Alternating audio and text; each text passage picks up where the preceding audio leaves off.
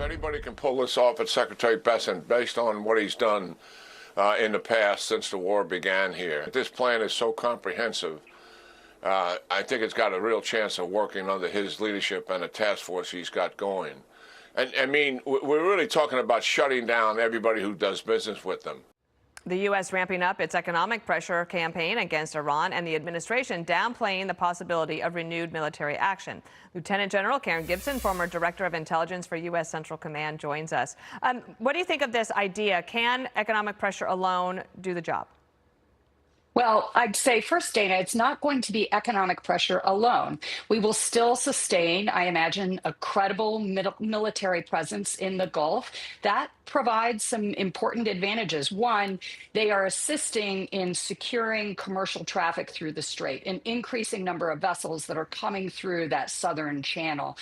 Two, they're also there to protect U.S. facilities and bases in the region, U.S. national interests, and some of our allies. And they're there as a deterrent to any kind of kinetic strikes that Iran might perform. So it's not strictly economic. But to your point about these sanctions and this economic warfare that's been proposed, I think it is certainly going to continue to degrade the Iranian economy, make it more difficult for them to operate. I think I'd point out two things. One, it's going to take time. We will have to have tactical patience.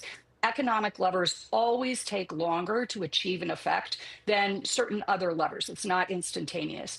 Two, if we look at who this is most likely to affect, the principal partners of Iran, Turkey, Pakistan, Iraq, Oman, the Emirates, a bit of an outlier. They've already said they're going to end their trade and financial relationship with Iran. That's important. They provide a large number of imports to Iran and have provided critical financial services.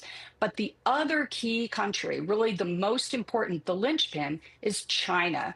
And with the trade summit coming up next month between President Trump and President Xi, I think it remains to be seen how much pressure the U.S. administration is going to be willing to apply against the nation of China. Without coming down really hard on China, I don't think the economic sanctions are going to achieve the coercive shock effect that we really seek to have. I suspect it'll be more of a middle ground, perhaps going after individual Chinese refiners or trading companies, as opposed to a large-scale sanctions on China. So the Institute for the Study of War said that Iran is seeking to invest in alternative routes and destinations for its oil exports to alleviate this economic pressure. And to your point, Bloomberg asks, Trump risks China blowback with plan to choke Iran's economy.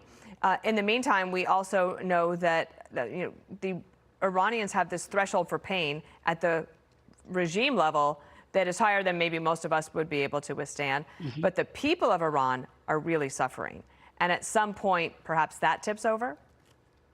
Well, all three of those, I think, are very valid, Dana. One, in terms of finding alternate routes, they do have 7 other countries that they border. That's part of what our economic sanctions would go against. And they have that north coast on the Caspian Sea by which they can get to Russia and some of the Central Asian states. They're very masterful at sanctions evasion, have done this for decades. And so that will certainly continue.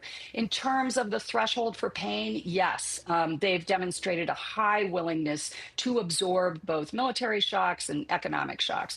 But as we've talked about before, the people in charge, are very hardline ideological, and the economic well-being of their citizens is not a priority. So, those are all valid arguments. I think it's part of why we will need to have patience for a pretty long-term economic standoff with Iran.